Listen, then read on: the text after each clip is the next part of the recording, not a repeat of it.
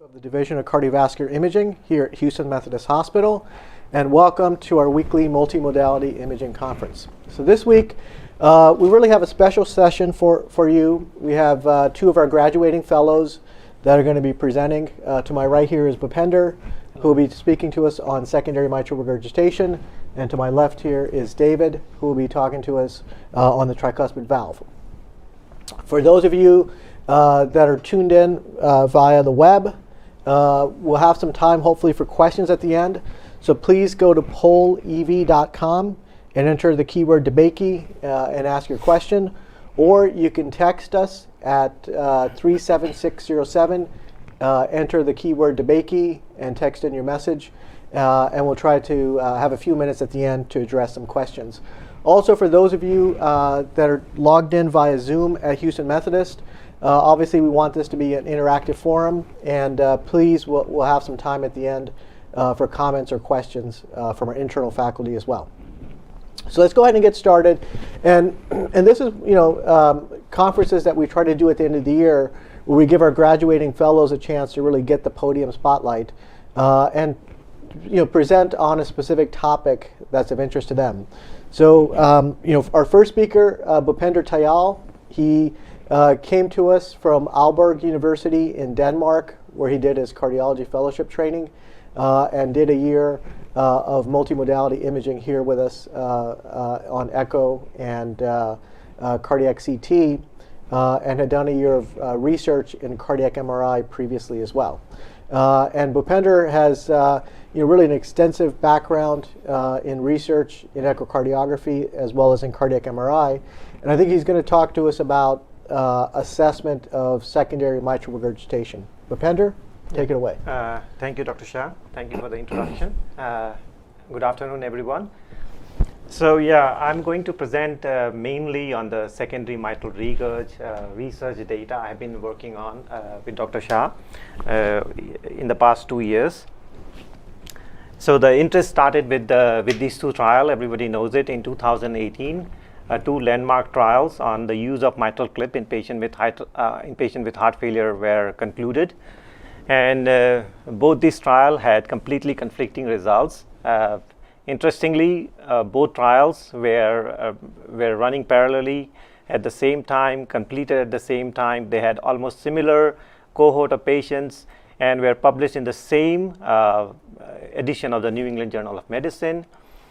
But the results were completely different. While in the co-opt, which was performed in North America, it was a multi-center trial. Co-opt showed a significant benefit of mitral clip in patients with heart failure, and there was benefit observed across the board, both for all-cause mortality as well as heart failure hospitalization. Whereas MITRA-FR, which was done mainly in France, and the follow-up period was a little bit lesser. It was 1 year in comparison to co-opt, which was 2 years. And the number of patients were also a little bit smaller, like it had around 300 patients. Now, MITRA-FR interestingly showed no benefit of mitral clip in patients with heart failure. Now, both these trials are important for the medical community. I believe it highlights how secondary MR is dynamic, and you need a better understanding of this population, and the selection of these patients are very important for selection of the correct patient is very important for mitral clip if you really want to benefit the patient. So the first paper we did on the subject was using cardiac MRI. It was published in JACC Imaging last year, where we investigated the impact of myocardial scar on prognostic implication of secondary MR in heart failure. So introduction, little bit background. CMR is nowadays increasingly used to assess valvular regurgitant lesion, including the secondary MR. But there is very limited data on the prognostic significance on secondary MR quantified by CMR. Moreover, additionally, CMR can provide data on tissue characteristics, which is myocardial scar, and we don't know how the impact of scar, how does scar impact the prognostic implication of secondary MR.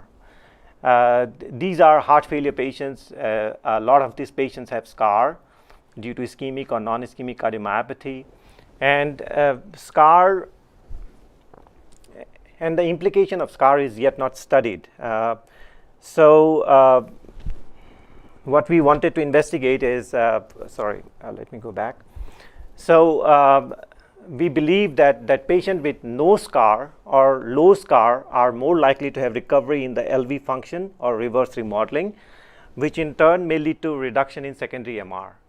And this can play an important role, especially if you want to choose the correct patient. So we want to identify patients where secondary MR really have a prognostic significance. So the objective was to investigate the prognostic significance of secondary MR quantified by CMR, number one.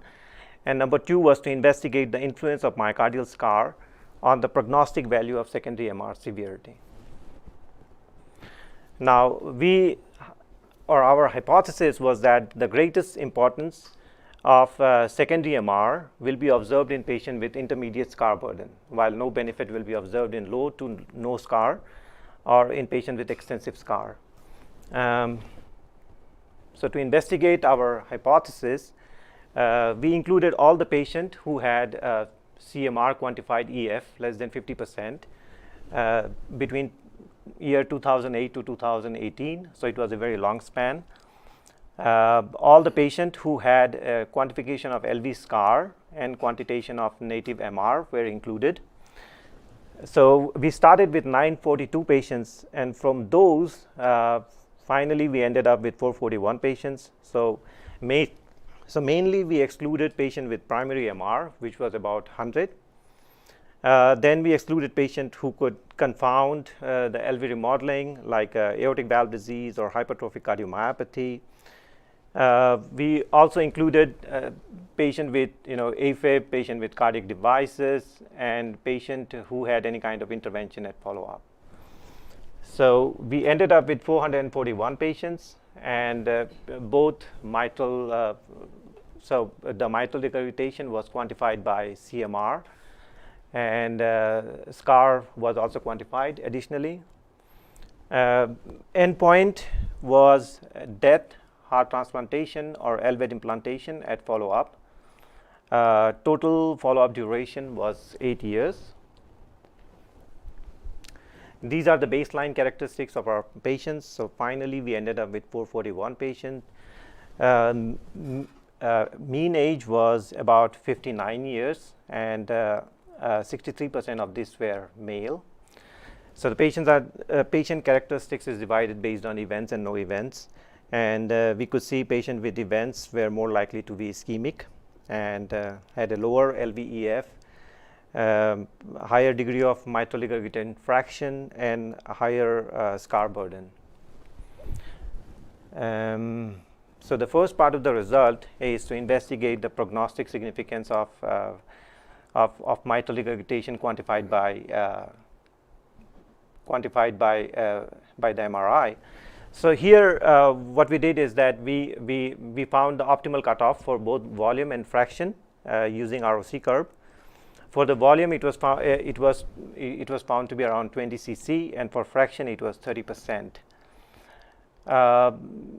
So in the total cohort, only fraction more than 30% was found to be independently associated with our events with a hazard ratio of 1.74. Volume was not independently associated in the total cohort. Then we went on and stratified the population based on scar. The total number of patients with scar was about 302, which is 68%. So a lot of the patients have scar. Mean scar burden was about 10%. And presence of scar was found to be independently associated with events with a hazard ratio of 2.4. Now, interestingly, using mitral regurgitant fraction, we could further risk stratify the patient with scar. As you can see, the red line, which represent the patient with scar and higher degree of mitral regurgitant fraction, had the worst outcome. Then we went ahead and quantified the patient with scar into further 3 groups, and this was basically done based on the tertiles of the scar burden. So we ended up approximately 100 patients in each subgroup, and the 4th group was patient with no scar. And interestingly, here we have all the prognostic data of in each subgroup for the mitral regurgitation volume and fraction. The green color is the patient with the intermediate scar burden, which is 5 to 20%, and we can see in both volume and fraction were consistently associated with outcome just in the subgroup of patient with intermediate scar burden. A similar benefit was not observed in the patient with low scar, no scar, or extensive scar burden. So in summary, secondary MR quantified by CMR has prognostic significance, and myocardial scar may alter the prognostic significance of secondary MR, and prognostic significance of secondary MR is more often observed in patients with intermediate scar burden. So how does this translate in the co-opt versus MITRA FR discussion? So we basically discussed about it a lot in our discussions as well before writing the paper. And so both the trials had this inclusion criteria, which was optimize the medical as well as revascularization, complete optimization of medical therapy as well as revascularization before inclusion into the study. Now we believe that the co-opt was more stricter in implementing them. As a result, they excluded most of the patient with low scar and no scar, and ended up with the patient with intermediate or extensive scar burden. And this is why we saw the benefit of CLIP in the co-op trial. Now again, having said that, this is all speculation. We don't have the real MRI data on the co-op patient to investigate this. The next study, which we are currently working on, is almost finalized. This is where we are investigating the impact of secondary MR on RV dysfunction in patients with non-ischemic cardiomyopathy. Here, we already know there are a lot of data out there regarding the effect of primary MR on RV dysfunction. Now, secondary MR is different than primary MR with a lower regurgitant volume, lower regurgitant fraction. So the incremental effect or incremental risk of pulmonary hypertension due to secondary MR is very, very low to affect the RV function. But again, is it not at all, or is it there? We wanted to investigate this, especially given the data that RV dysfunction is important in patients with heart failure. Why we wanted to include why we wanted to investigate just in patients with non-ischemic cardiomyopathy it's mainly because we know that the etiology of heart failure plays an important role in involvement of RV. RV is more often involved in patients with ischemic cardiomyopathy than in non-ischemic cardiomyopathy than in ischemic cardiomyopathy, and it's mainly due to the intrinsic cardiomyopathy process. So it would be unfair to combine these two populations together. So that's why we wanted to separately investigate the implication of secondary MR in non-ischemic cardiomyopathy patient. So objective is clear, the implication of secondary MR on RV function in patient with non-ischemic cardiomyopathy. So our patient, it was the same cohort which we earlier published based on the scar burden. We started with 941 patients and we ended up with 241 patients. And here additionally, besides excluding all the patients we excluded in the first study, here we have additionally excluded patients with ischemic cardiomyopathy. Our RV dysfunction, so the whole both RV function as well as mitral regurgitation was quantified using CMR, And RV dysfunction was defined as RVEF of less than 45%. And this is based on all the published data we have in the literature. Outcome was same, death, heart transplantation, or left ventricular assist device implantation at follow-up. The total cohort here is divided based on our presence or absence of RV dysfunction using 45% as cutoff. Our mean age for this study was about 56 years, and about 53% were male. We found that the patient with RV dysfunction were younger, in fact, and were more often male, and were more often on diuretic, which is logical. Among the imaging parameters, everything was different across the board between patient with RV dysfunction and without RV dysfunction. LV volumes was higher in patient with RV dysfunction, LA volumes were higher, RV volumes were higher, EF was lower, both regurgitant volume and fraction was higher, and amount of scar was also higher in patient with RV dysfunction. So RV dysfunction truly, distinguishes the population of heart failure. This is the univariate and multivariate analysis for the odds of having RV dysfunction. And here in the multivariable analysis, we found that the men were associated with increased risk of RV dysfunction, almost 3.85 of odds ratio, so close to four times increased risk. EF was strongly associated with RV dysfunction, LVEF, I'm sorry. And left atrial volume was also strongly associated with RV dysfunction. Among the variables of the mitral regurgitation, both volume and fraction were independently associated with increased risk of or increased odds of RV dysfunction. Fraction more than 25% was in fact found to be four and a half times increased odds of RV dysfunction. LVEF and RVEF were strongly correlated. So then we decided to divide the population based on different LVEF tertile to see if mitral regurgitation have an independent effect on RV dysfunction. These three different colors represent the three different tertiles of EF, and from front to back you have decreasing tertiles or decreasing EF. Different color. And from left to right you have the increasing mitral regurgitation, and we can see that increasing mitral regurgitation across all three subgroups of LVEF, there was increasing proportion of RV dysfunction patients. So mitral regurgitation independently affect the RV or independently associated with RV dysfunction across all subgroups of LVEF.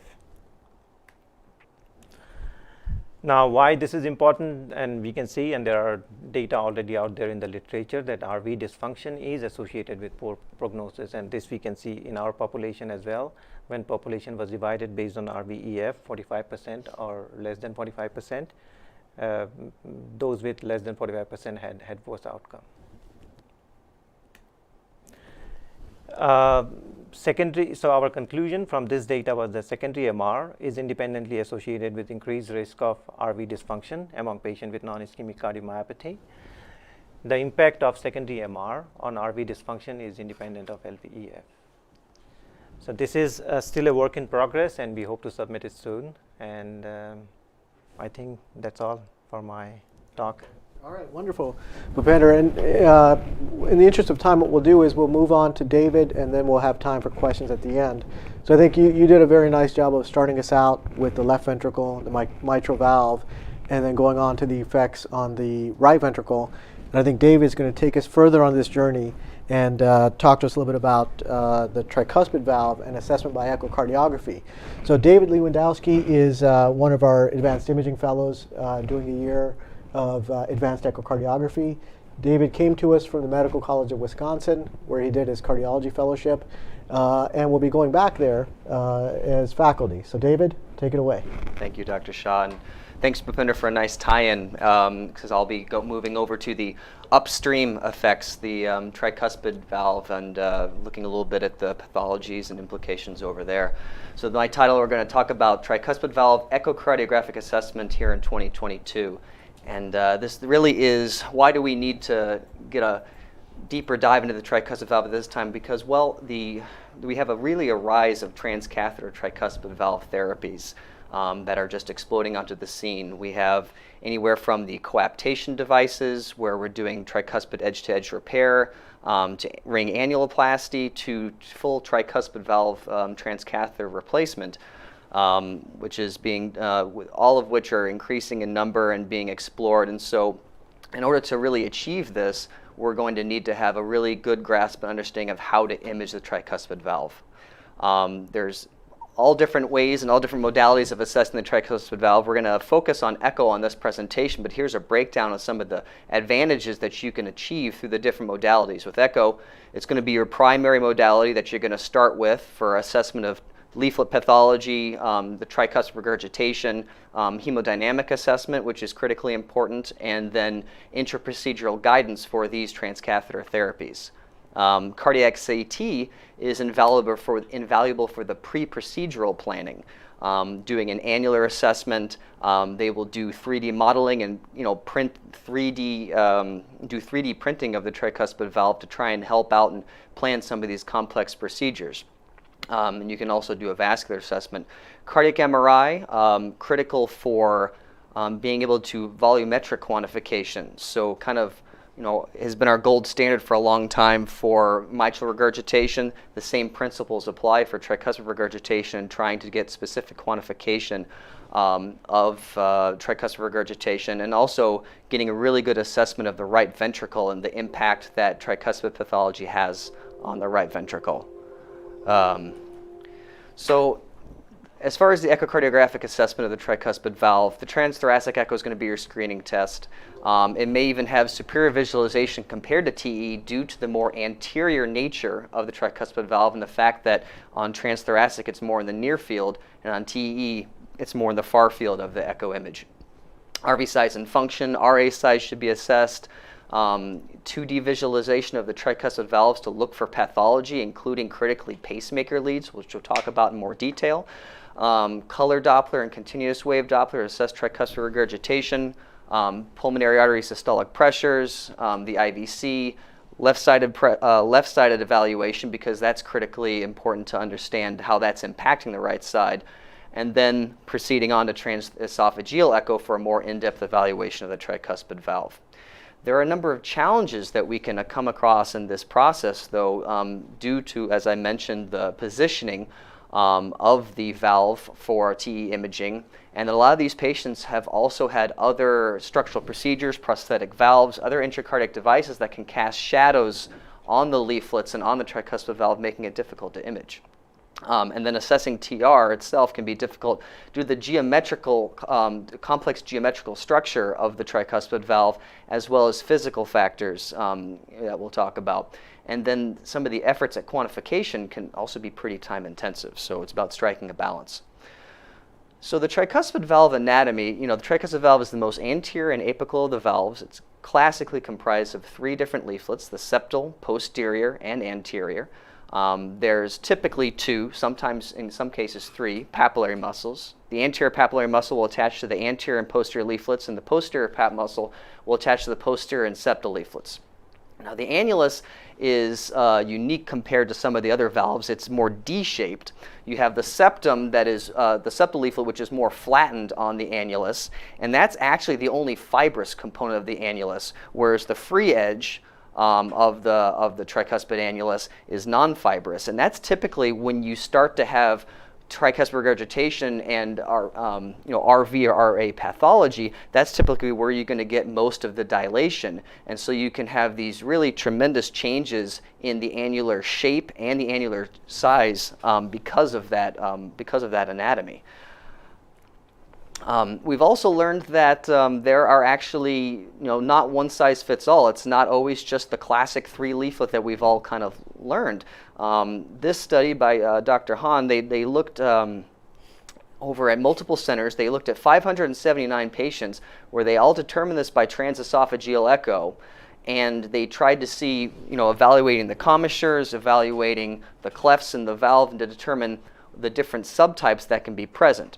And they found that only 54% of patients had the classic 3-cusp morphology, whereas 39% actually ended up having 4 distinct leaflets, with the type 3B, where there's a kind of a double posterior leaflet, being the second most common, with around 32% of cases ended up having that configuration. This is really important. This won't have a lot of bearing on your transthoracic assessment of TR, but when you get to planning a transcatheter procedure, such as a transcatheter tricuspid clip, you're going to want to really know the ins and outs of the anatomy. You're going to want to know where the commissures are and the clefts are, so that you can position your clips for maximal effect. I thought I'd talk a little bit now about how we actually image the leaflets and what we're seeing when we get these images. I was certainly taught there's kind of if you are in this view, these are the leaflets that you're seeing, but it can be a little bit more complicated than that. So if we start here, I'll put my cursor on the screen. If we start here in the parasternal views, we can see that in blue, the anterior leaflet is pretty much always present. But whether you see the posterior or the septal leaflet over here depends on what your surrounding structures are. If you see the interventricular septum and you see the coronary sinus here, well, then you're going to be looking at the septal leaflet. However, if you don't see either of those two structures, if you tilt it away from that, then you're going to be seeing the posterior leaflet. In the apical forechamber, you're going to be seeing typically the septal leaflet adjacent to the interventricular septum. And then if you've tilted and you're looking more anteriorly, where you have the aortic valve, you're going to be seeing the anterior leaflet. Whereas if you tilted more posteriorly and you're seeing the coronary sinus here, you're going to see the posterior leaflet.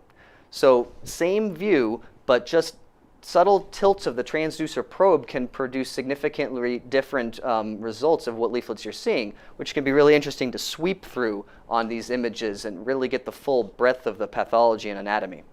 And then over here on the parasternal short view, you will oftentimes see a single anterior leaflet going across, because that is going to be the more basal structure if you have the aortic valve here visible. But if you tilt the probe and you get more towards the LVOT, sweeping a little bit more apically, then you'll start to bring in the other leaflets. And then, of course, if you have significant anatomical disturbances due to annular dilation, that can also influence what leaflets that you're going to see. So it's a tremendously complex structure that you really have to be mindful of what you're looking at. When you're looking on transesophageal echo, there's been there's kind of a proposed screening protocol for going through the tricuspid valve, especially for these transcatheter procedures. Initially, we're going to start at the 0-degree view at the mid-esophagus, over here on the top left, and we'll see the septal and anterior leaflets most commonly. At that point, we like to dial up at the mid-esophagus, change the degree, go up to the 60-degree, and that'll give you your kind of RV outflow and then RV inflow view, where you're going to see what will happen is that the septal leaflet will be behind the plane of the valve. It'll be behind, and you'll see the anterior leaflet adjacent to the aortic valve, and you'll see the posterior leaflet adjacent to the free wall. And this is really a useful tool to use the X-plane imaging, and you kind of sweep through the valve, and you can look at the different coaptations while staying in the same 60-degree view. You sweep through, and you can look at the anterior septal coaptation. You can look at the posterior septal coaptation, and it's from here that we'll really try and dial down on where we think that it will be a great grasping view for where we're going to put a tricuspid clip. If you advance into the distal esophagus, then you've pushed through. Again, you're going to bring that coronary sinus into view, and the anterior leaflet will be the septal leaflet will be replaced by the posterior leaflet. And then going transgastric, you can look at the, and if you dial up, this can be found anywhere from about 30 to 90 degrees. You can get the en face view of the tricuspid valve seen here, where you can, about the only view, aside from generating a 3D image, where you can see all three leaflets of the tricuspid valve. You'll have the septal leaflet here, adjacent to the interventricular septum, with the posterior leaflet here and the anterior leaflet here. And this is a great view for looking at your anatomy in total, looking at all three valves, all three leaflets together. And then lastly, sometimes the deep esophageal view, deep transgastric view can be very helpful. And you can create almost an apical 5-chamber where you have the right ventricle up at the top and the right atrium at bottom. And you can sometimes get really crisp, clean images of the leaflets if you had shadowing in the mid-esophageal, and I'll show some examples of that. It's just some tips for generating a 3D valve assessment. Firstly, a 3D image is only as good as the 2D image that creates it.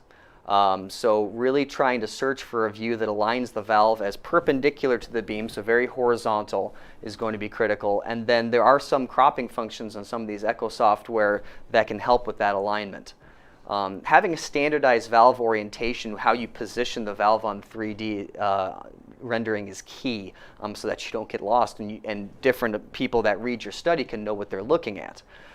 We typically orient the aortic valve at 10 o'clock. Others recommend placing the intra-atrial septum at 6 o'clock, but the key is to have consistency and showing and having an orienting structure in the 3D image that can help orient you and know what you're looking at. For transthoracic images, apical views tend to show the leaflets best in systole, and parasternal views tend to show the leaflets best in diastole. So the ideal window may be somewhere in between these, and really it takes a kind of a creative sonographer, and a sonographer that has a lot of time and patience to be able to sweep through and find what may be a non-standard view to get the perfect 3D image. And then when I'm doing TE, it's helpful to find a view that has minimal shadowing, minimal structures in the near field. And so I find that actually on the 110 view in the bicable view, that is, you have minimal structures in the near field, and I found that's where you can actually generate a really good 3D image. And then we talked about the deep transgastric views. Here's an example here. It's a still frame where we were trying to, this was a pre-transcatheter procedure. The patient's on their back as opposed to on the left lateral decubitus. And you can see here that this patient actually had an intrepid transcatheter mitral valve in place, casting a significant amount of shadow down here. And although you can see that the annulus is wide, that's about all you can see. You really can't tell the leaflets are all. And as a result, the tricuspid 3D is nearly useless. Simply going deep transgastric, now suddenly we can actually see the leaflets quite nicely. And generating a 3D from this view produces this image here on the right where you can see this has revealed a very large central coaptation gap here. So when one image is not giving you what you need, don't be afraid to try and search for others. All this talk about difficulty in obtaining leaflet views has raised the discussion of what about intracardiac echo for guidance of these transcatheter procedures. It may circumvent the issues because you're not having to deal with, you're right there in front of the tricuspid valve, putting it in the near field. One study tried to look at the real-world application of ICE, intracardiac echo, looking at tricuspid clips being performed with TE alone or with TE plus intracardiac echo in a small number, 42 patients. And they found that in the 15 patients where intracardiac echo and TE was used, it did provide superior leaflet visualization in 6 of the 15 cases where TE could not. However, there was no difference in the amount of TR reduction or the instance of single leaflet attachment of the clip between these two groups. So I guess it could be a very useful adjunct, but I don't know if it's necessarily going to completely replace or supplant TE at this point. turning our attention a little bit to tricuspid regurgitation. Excuse me. You have primary tricuspid regurgitation and then secondary tricuspid regurgitation. Secondary being much more common. Primary TR can be caused by a host of issues, most commonly by cardiac implantable electronic devices, pacemaker leads, which can cause tethering of the leaflets.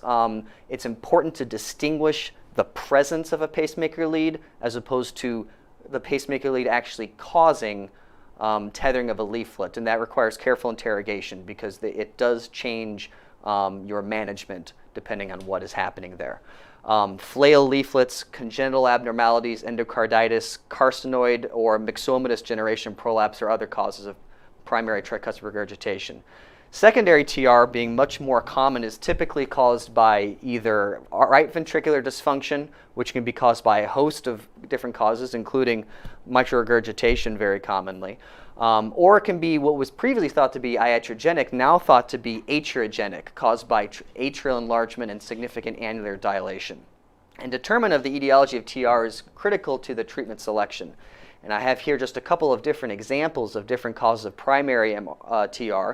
You can see over here on the top left that the anterior leaflet is flailing well below the level of the annulus, which would be here, so you have flail, and then you have this eccentric tricuspid regurgitant jet, which is going through the gap. Over here, there's a good example of mitral tricuspid valve prolapse with 8 millimeters of prolapse beyond the annulus, causing tricuspid regurgitation. Here's some pacemaker tethering. There's contact of the lead, and so this lead tricuspid leaflet does not come in as closely as the other one because of impingement of the lead.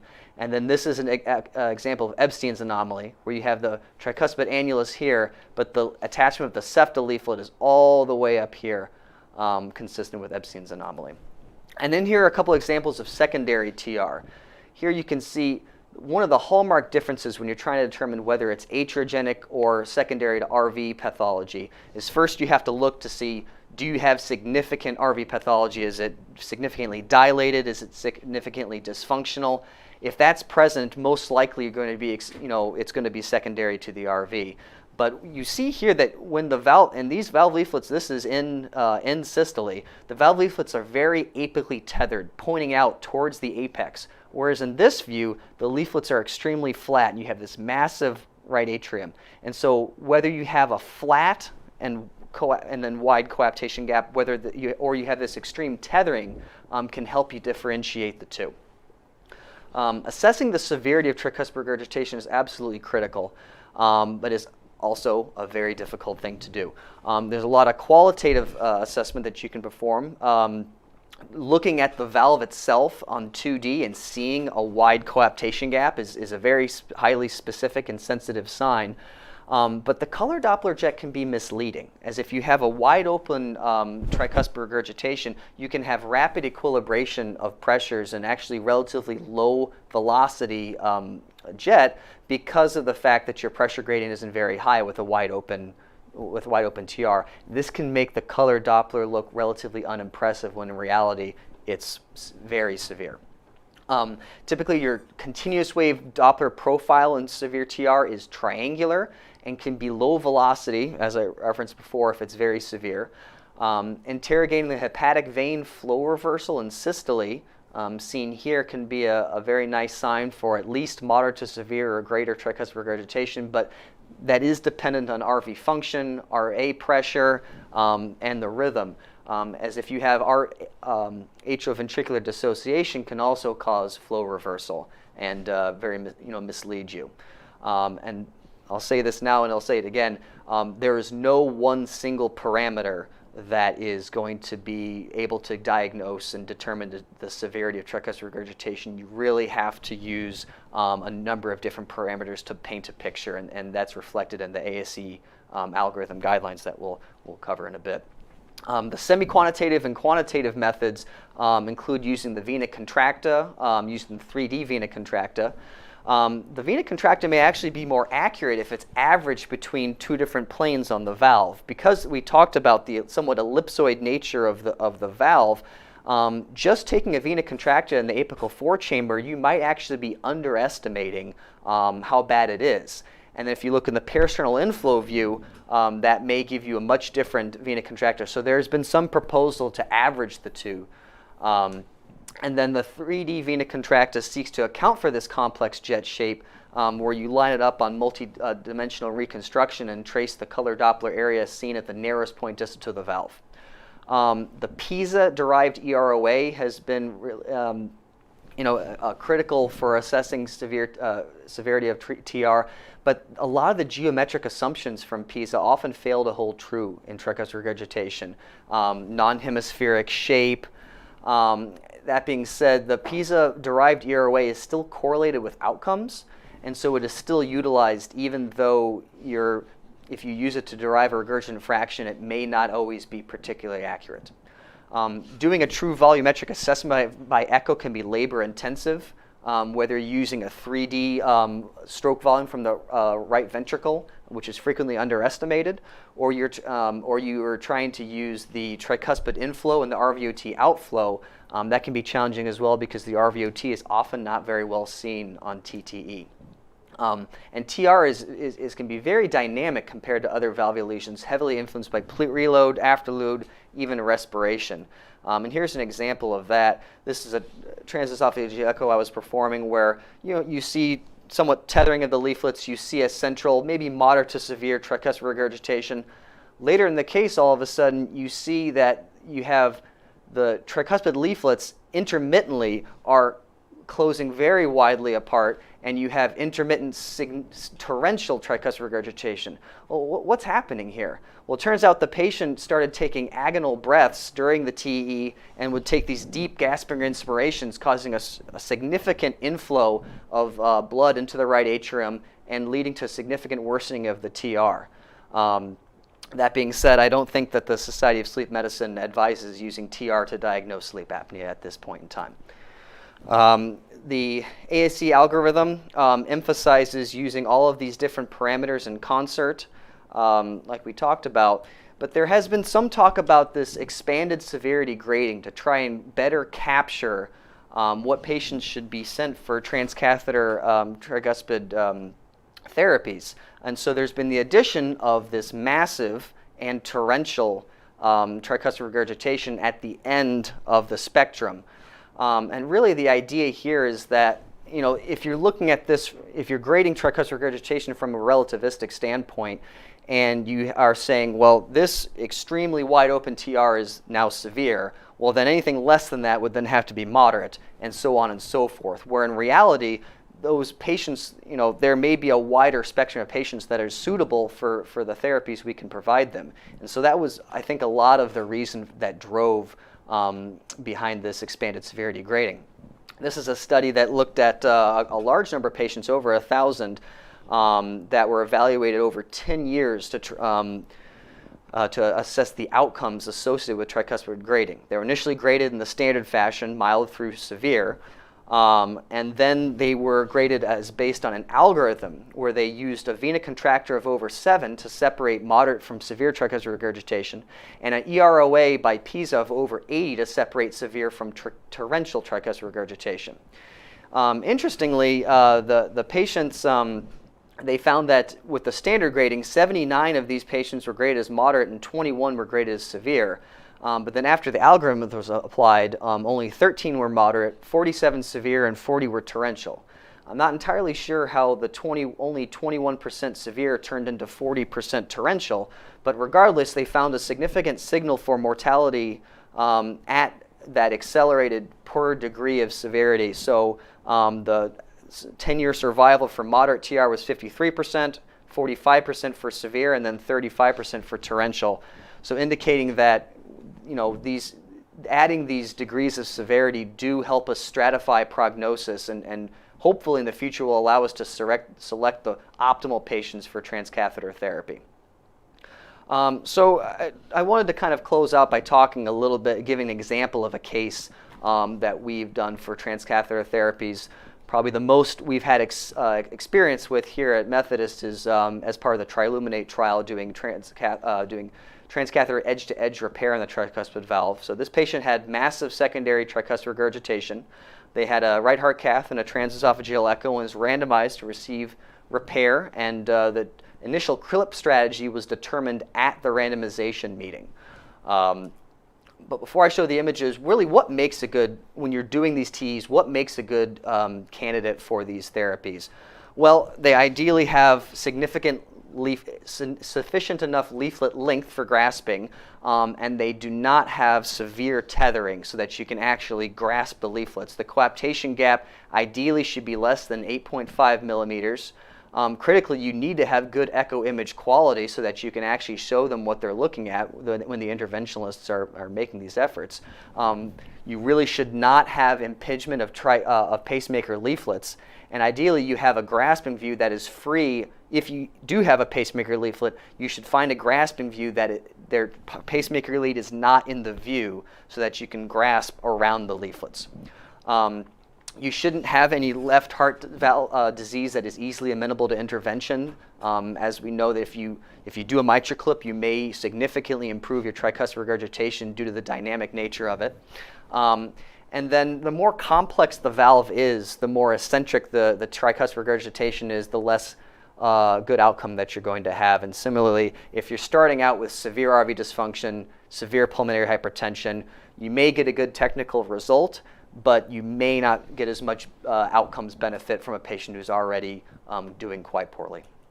And so we'll start with this case. This is a transesophageal echo showing massive tricuspid regurgitation, pretty central.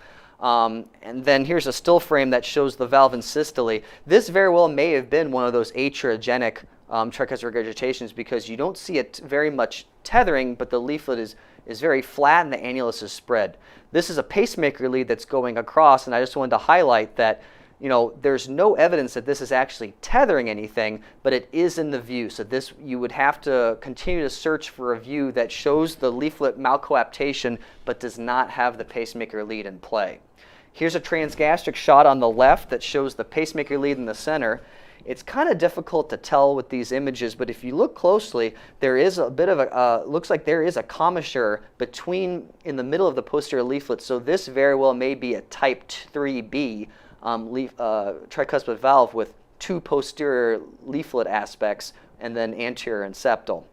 And then you see this very wide en face view of the TR jet, and you can see that if you looked at this on one side, it's very, the vena contracta here is very different than the vena contracta on this side, just showing the complex nature of some of these jets. So on 60 degrees on the mid-esophageal, we applied our X-plane, and we see here we've lined up our grasping view on the right. You can see the tricuspid clip over here on the right preparing to grasp on the different leaflets. And this X-plane is really useful because right here is the pacemaker lead. We were able to just move over and find a view, find a spot that did not contain any pacemaker lead in the view to grasp. This is after the first clip has been applied. You see it here in the commissural element of the septal and anterior valve leaflets right here. But you still see that there's a significant degree of excuse me, tricuspid regurgitation. So a second clip was planned, and that clip was placed just more into the mid aspect of the valve compared to the first. And so now you have both of these tricuspid clips here, and still even a significant amount of tricuspid regurgitation coming through the center. And you can start to see, excuse me, sorry. You can start to see how difficult the imaging can get when you have two clips that are causing shadowing and then the third clip that you're attempting to place. And so this can get really complicated, and you really have to get inventive with how you can show them what the interventionalists where to go. So this final clip was applied, and then you can see there's actually a significant reduction in tricuspid regurgitation, so a really excellent result here. So I'd like to wrap up with just some of my thoughts on future directions. We're going to have continued exploration of the usage of other imaging modalities, CVCTA and cardiac MRI, for tricuspid valve imaging and pre-procedure assessment. We're going to have development of intraprocedural echo techniques for both edge-to-edge repair and the burgeoning tricuspid transcatheter axial valve replacements that are rapidly advancing and in development. Advancement of new echo software functions and practical applicability, and then additional research into what really is the ideal patient population for these transcatheter tricuspid valve therapies in regards to outcome. So thank you very much. I appreciate your attention. Okay, wonderful, David. So we've got time for a few minutes for questions. And again, for those of you that are tuned in online, please go to pollev.com, enter the keyword DeBakey, and ask your question, or via text, text DeBakey to 37607. And also for anybody who's here at Houston Methodist logging into Zoom, we'd be happy to take questions from internal folks as well. So let me start off with a couple of questions, and I'll pose a few to you first, Bhupender. So I think, one of the things I think you showed us was that secondary MR, I think, is complicated. And unlike, I think, aortic stenosis or primary mitral regurgitation, there's multiple factors that can have an impact. And I think, you very nicely showed, beyond echocardiography, the role of using a modality like CMR. As a cardiologist, when would you think about sending a patient on for CMR beyond your initial echo assessment in somebody with LV dysfunction? And then my second question for you, after you answer that, is really a question more about, as you finish your training now and get ready to enter into a faculty position, what's the one thing you learned or the one piece of advice you would give to cardiology fellows that are still in training? Well, so the first part of the question is regarding when would I be sending a patient to CMR for the evaluation of secondary MR? Well, first of all, there can be different reasons. So one of the reasons could be, let's say I optimize the therapy for everything for the heart failure patient I'm seeing in the clinic. And now the last component I have is the, plugging the MR. Maybe that can help the patient. So I would need a more accurate assessment. If echo is, if echo can certainly give me, with certainty can tell me that this is a severe MR, then, may not be needed MRI. But most of these cases in secondary MR, in my experience, is very hard to, accurately tell whether it is severe or not. So in those cases, I would rather go for a CMR to get an accurate quantification. With the secondary MR, CMR can give you more accurate quantification just by direct volumetric assessment of the data. Whereas by echo you use a lot of assumptions which may not hold true. Even the volume assessment may not hold true, because our volume assessment is itself based on some assumptions. So yeah, secondary CMR can play a big role, I feel.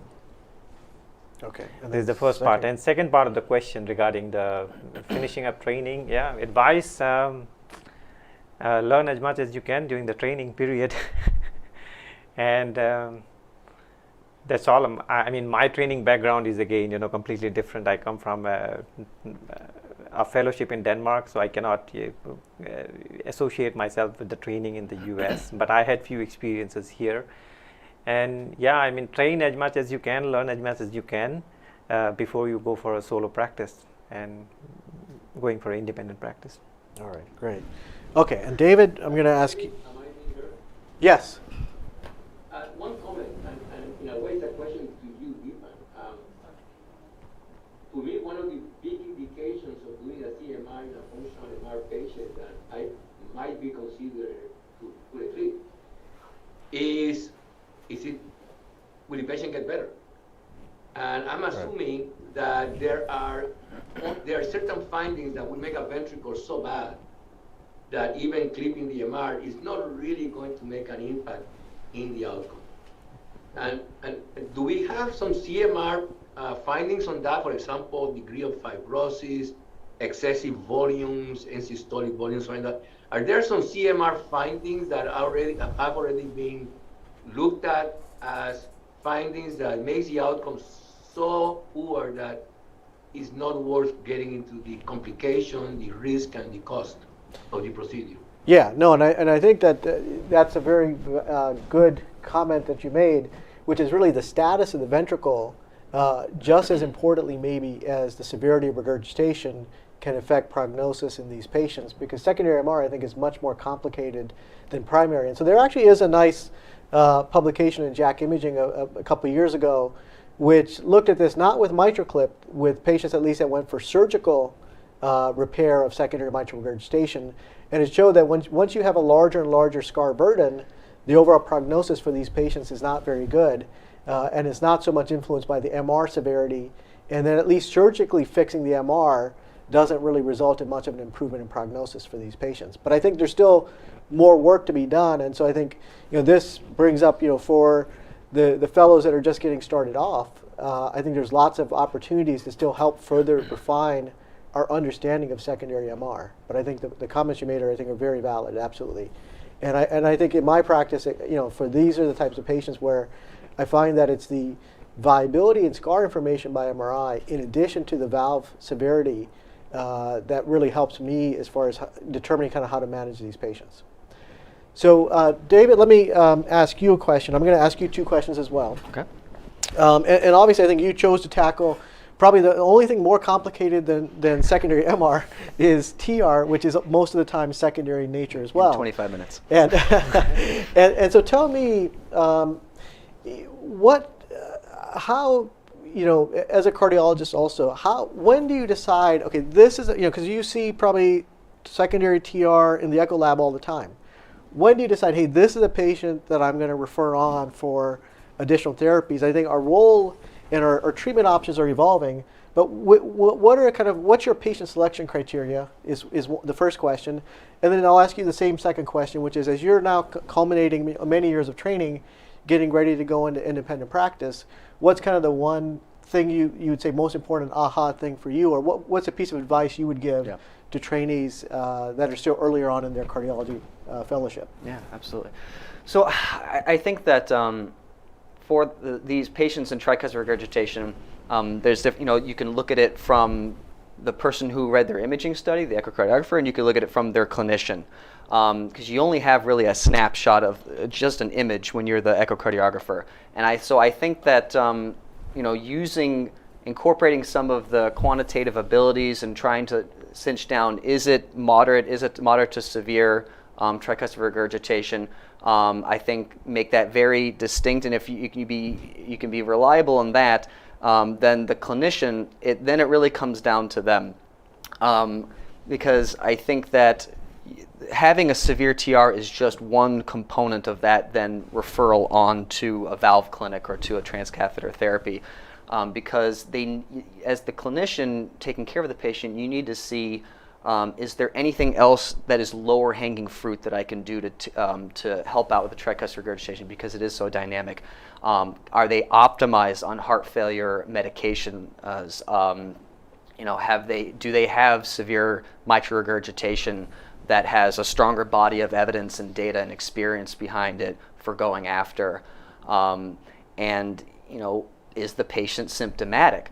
And tricuspid regurgitation is notorious for having somewhat vague symptomatology, especially early on, low energy, some peripheral edema, and then by the time you get to torrential, well, now you've got cirrhosis and ascites and all those things. So I think being assessing whether they have symptoms, but also being very thoughtful as to elucidating what are they experiencing, not writing things off as they're just getting older, further fatigue. So you really have to synthesize the imaging findings and your clinical judgment for when it's time to pull the trigger to refer on. And I think the threshold for referral is going to probably get lower and lower, but also more accurate as time goes on, as we learn more. And then in regards to your second question, I think that my advice would be to be thoughtful. As you're approaching the end of your training, there's a limited amount of time. You can't, so to speak, have your cake and eat it unless you want to just train forever. There's only so many years of fellowship. So going in and really thinking, what do I want to take out of this fellowship, this year, this rotation, whether it's a research project or honing your teaching skills or a procedural element. I think having a plan, a conscious idea of what you want to get out of each moment of fellowship is critical, because time passes fast, and here I am at the end, and I hope that I made as good a decisions as I could. All right. I think it's a very valid, very good comment, very good piece of advice, which is spoken from PGY 7s. We've got maybe just a minute. If there's any questions from anybody from internal within Houston Methodist on Zoom, this would be a great time to ask. And if not, then I want to thank you both and congratulate you both as well on a great job done this year. Thank you, Dr. And wish you both all the success in your future. Thank you. Thank you, Dr. Shah. Appreciate it. And we'll see you next week. Thank you.